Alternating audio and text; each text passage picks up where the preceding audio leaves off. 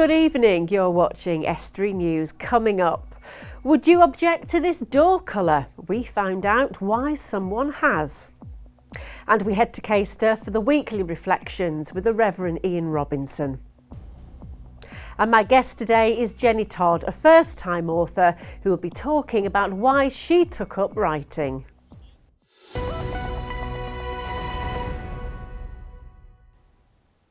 Welcome to Estuary News. I'm Emma Lingard. Now it's over to Erica Barker for the news headlines.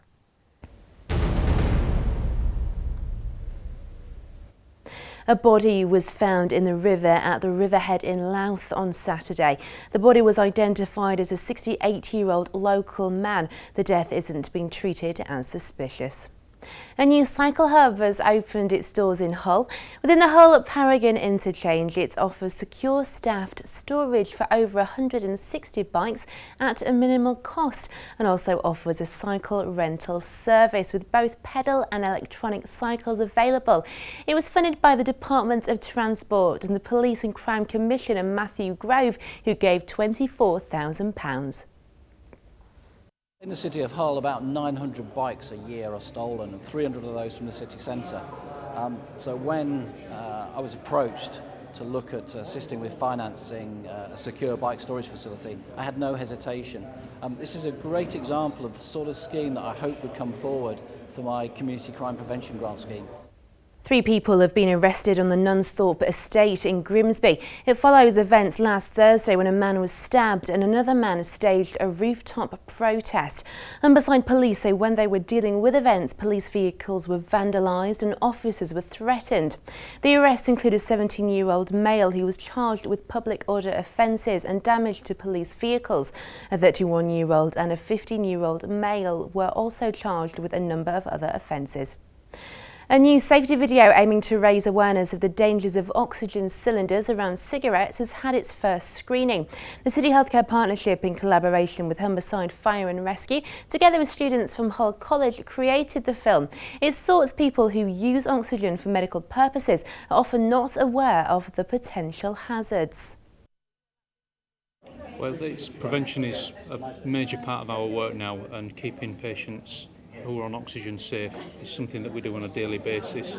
We work very closely together. The partnership working that we do is all around keeping people safe and ensuring that they're using things like oxygen without having any untoward incidents. And I'll be back with the sport.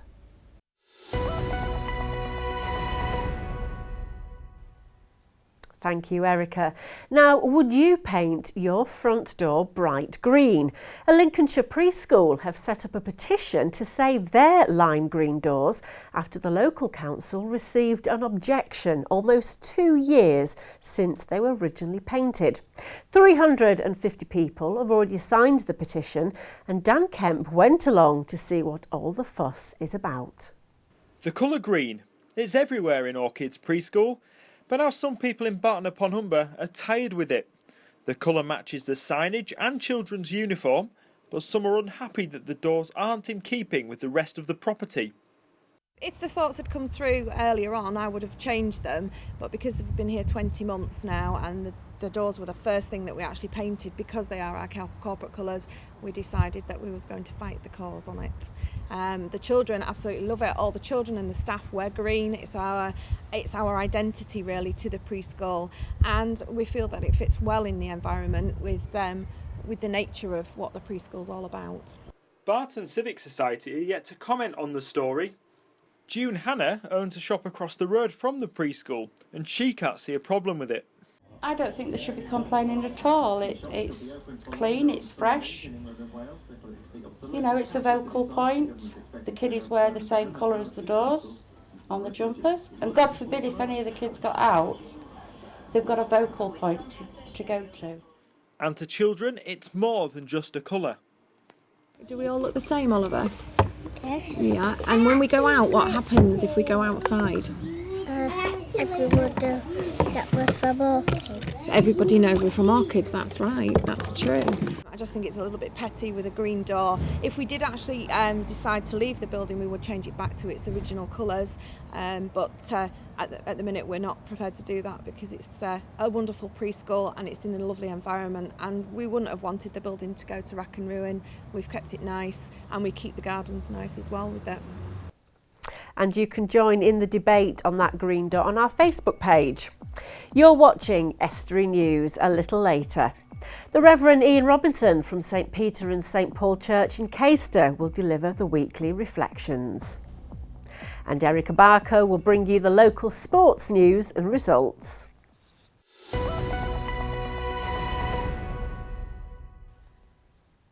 Now, most people dream of becoming a published author, and for one retired nurse from Grimsby, that has become a reality. At 72 years of age, Jenny Todd has just had her first novel published called Keys to Past Evils. It's a thriller, and she's here with us to tell us more. Welcome, Jenny, to the programme. Now, before we talk about your debut novel, what made you want to start writing?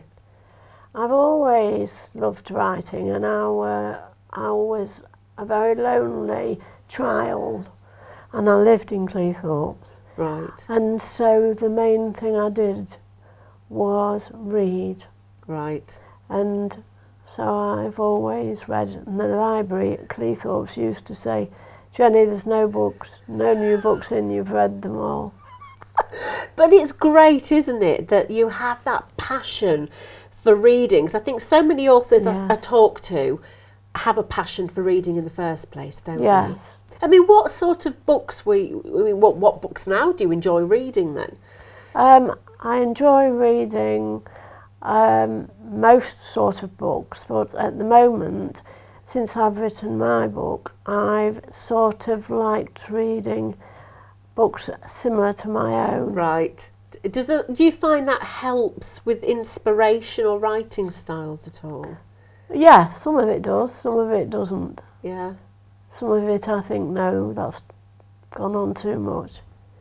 Some of them I think, yes, I could have done with a bit more of that. Right, yeah. So it helps, because I know we were talking before, 72 years of age to get your first publishing deal. I mean, how exciting was that? I couldn't believe that it would happen to me. It happens to proper people. I just am an ordinary person. I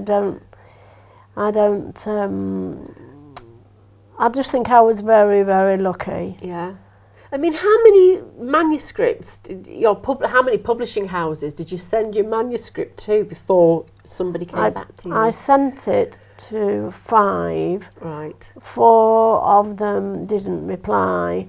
One of them said she took different things to what I write. And to my amazement, Austin Macaulay took it. Right.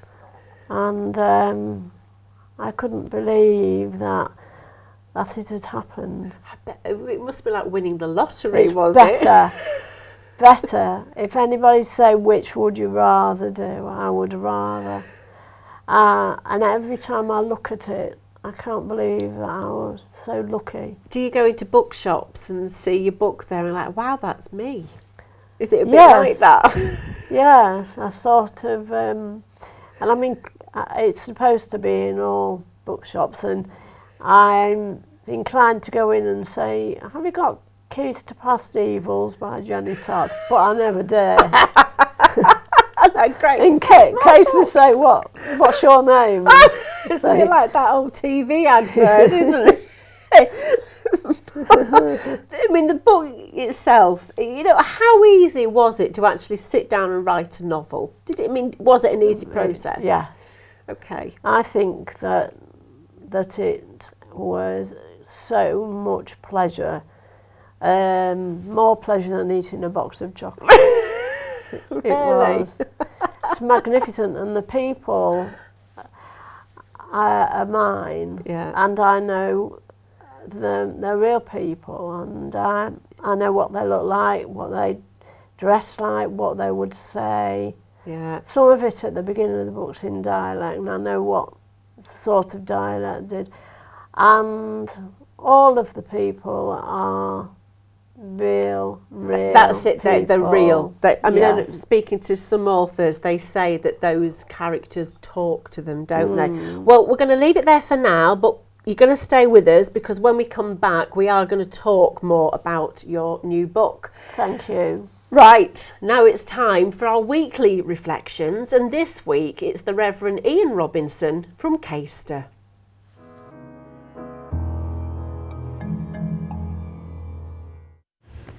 If your town or village is anything like ours, then there's a fair bet that you've had the opportunity to attend a garden fete or a summer garden party over the last few weeks.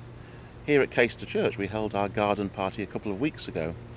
We were really lucky that one of our parishioners has one of the most wonderful gardens in Caister, and he invited us to hold our event in his garden. We had a lovely occasion and people enjoyed sitting in the sunshine. They enjoyed eating hot dogs and ploughman's lunches, and of course the traditional afternoon teas with, of course, strawberries and cream. We even had some children come along to entertain us by playing their ukuleles. One of the nicest things of the event was that people just sat around enjoying the sunshine and the atmosphere and catching up with their families, friends and neighbours, and sometimes meeting people they'd never met before. It really was a community occasion, although of course we did make a bob or two for church funds. But it was just nice that people came, sat around enjoying themselves. It really was part of our mission, I think, to bring the community together. And it struck me that what better way of perhaps solving our problems than just sitting around, chewing on strawberries and cream and sitting and enjoying the sunshine. And perhaps that's the solution for some of our world's problems. But then when the sunshine gets to you, perhaps you do look through things through tinted coloured spectacles.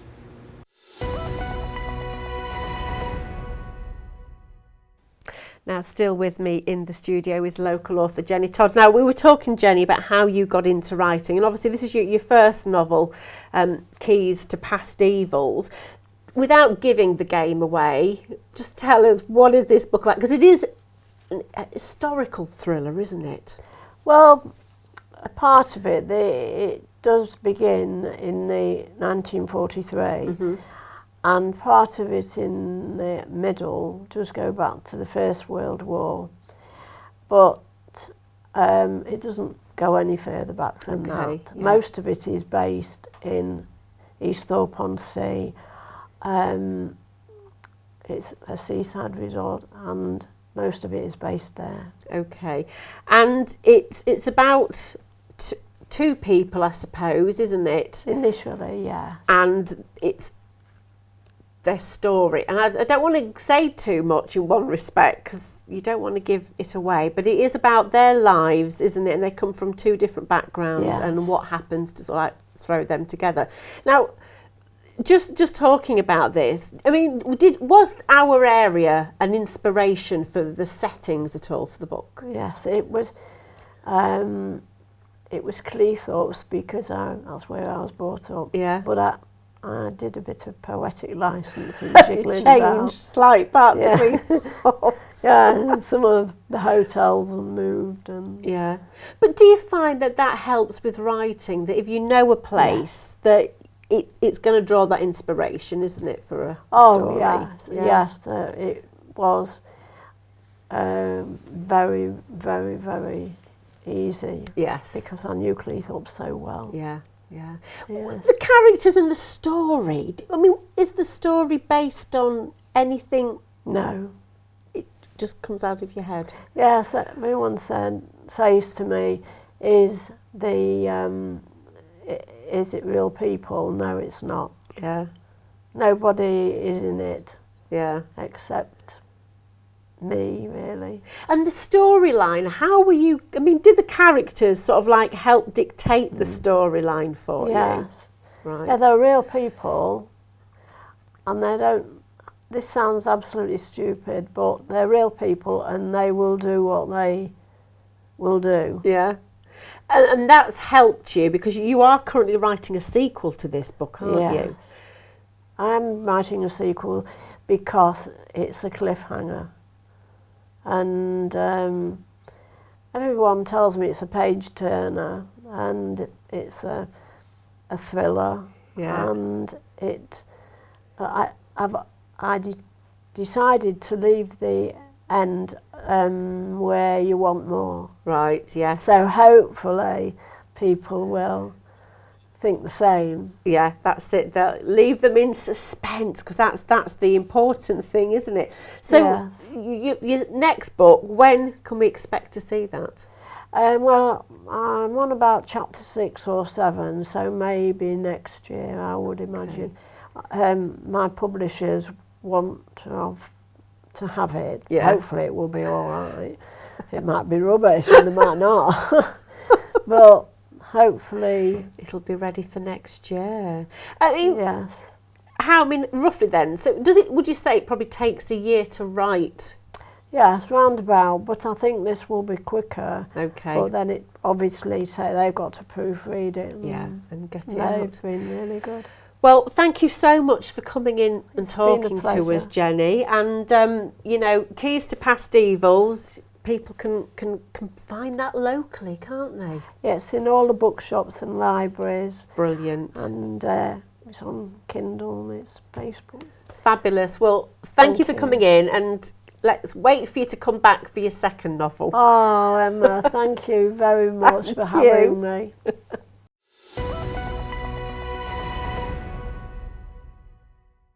Joining me to look back over the weekend news now is Dan Kemp. Dan, what have we found this week? Good evening. Yes, the first story is about bus lane cameras in Hull. Oh, right. Yes, they were switched on. Yes, they're getting switched on tomorrow. They were installed a few months ago. Now they've been switched on, ready to catch people. And is that the entire city is covered? No, I don't think it's the entire city. It's certain roads. I know Anlaby Road near Hull Royal Infirmary is one that goes up towards the city centre. That's one place, and I think a few people have concerns about pulling out the way, because of course down near Hull Royal there's ambulances that go past quite frequently, and if people need to pull into the bus lanes to avoid ambulances, then there might be a slight risk of getting caught. Surely though, if they're on camera, they're going to see that they pulled over for an ambulance and not give them a fine, I think it's just a concern that people have, and I can understand that really, but the council have said they're going to be kind of pragmatic about it. Is it the council that are monitoring this then? I believe it is the council that are monitoring, yes, and I think they'll have the right to say to people, yes or no, that's acceptable, that isn't. So there has got to be a certain degree of caution when they're issuing these fines, because it's in such an area that has so much traffic. Have they not got restricted times that say between the hours of 10 a.m. and 5 p.m. you can drive in the bus lane? Yeah, obviously there are certain restrictions depending on which road it's on. Obviously, I can't say which roads are which. Well, it just sounds confusing. But they're doing it to try and make the public transport side of it better, to make it, because it's a green area nowadays, isn't it? Yeah, exactly. The Humber, so we've got to make sure make it move along, just like this programme. What's your next story? Are you moving me along? I am going to fine you if you keep talking. Next story, this is the decision by the FA Council to again say no to Hull Tigers. Is this the final thing now? Is this going to keep cropping up? Or is this now been put to bed? I think the business will keep cropping up as it did really? after the first Even though the FA have said no. I don't think they'll submit another application to the FA, but I think we'll probably see the issue rumble on, as we've seen the word Hull City has been taken out of all marketing at the club, and they're referring to it. On the website it's Hull City Tigers, and then on season tickets, for example, they didn't use the name at all. What's the Lamb going to do? Well, they've said they're taking some time away from the club to consider their options. Right. So we know he has been trying to sell the club. How actively, we're not quite sure how actively he's trying to sell the club. But now, he obviously wouldn't be going back on his word and saying that he's going to apply again. He said he would only apply once. That's it now. Okay, but now it's to see whether he remains the owner of the now club. That's the case, yes.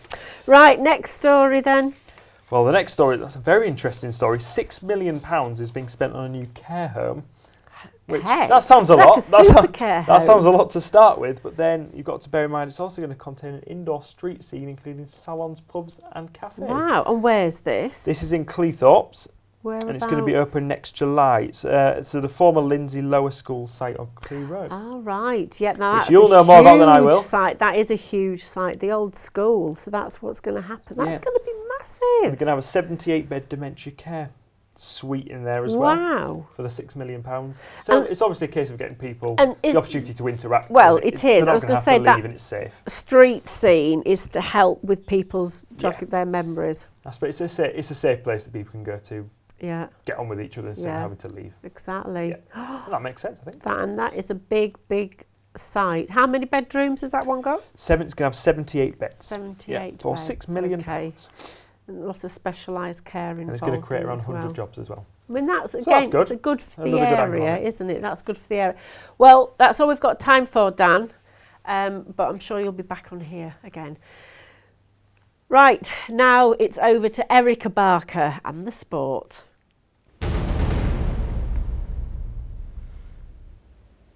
Hull City's name will not be changed to Hull Tigers in the foreseeable future. The Football Association Council has rejected Hull City's application to change their name for the second time. On the club's website, Vice Chairman Ehab Alam says they will be taking some time away for their club to consider their options and will be making no further comment until they have come to a conclusion. In rugby, Hull KR lost 18-31 when they faced Salford Red Devils at the Bell Stadium yesterday. Salford scored 5 unanswered second-half tries to come back from 14 points down to beat Hull. Hull FC strengthened their top 8 push with a victory when they went head-to-head with the Castleford Tigers at the weekend, ending at 21-18. The Black and White scored 3 second-half tries to come from 14-6 behind, with winger Tom Lynham claiming a brace, whilst Mark Sneed sealed the win with a late drop goal. Cricket now, and in the Yorkshire ECB Premier League over the weekend, Hull defeated Castleford by 63 runs at Chandler's Avenue, scoring 274-9 to Castleford's 211. Hull's Tom Appleyard failed by just 3 runs to record a century. At Leeds, Cleethorpes were cruising on 168 for 3 before suddenly losing their last 7 wickets for just 18 runs. Cleethorpes 186, Yorkshire Academy 187 for 2.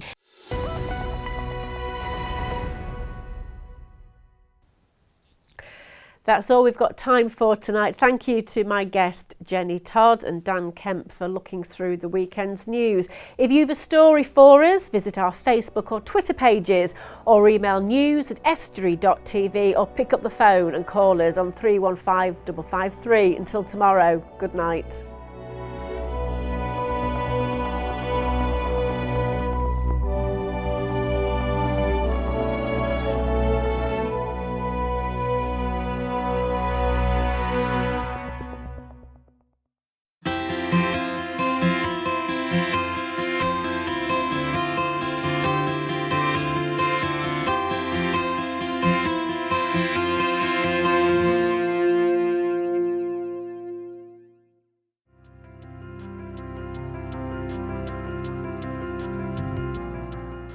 Hello and welcome to Estuary TV's weather.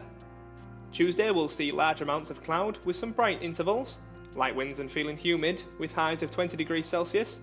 Wednesday temperatures close to normal with sunshine and showers.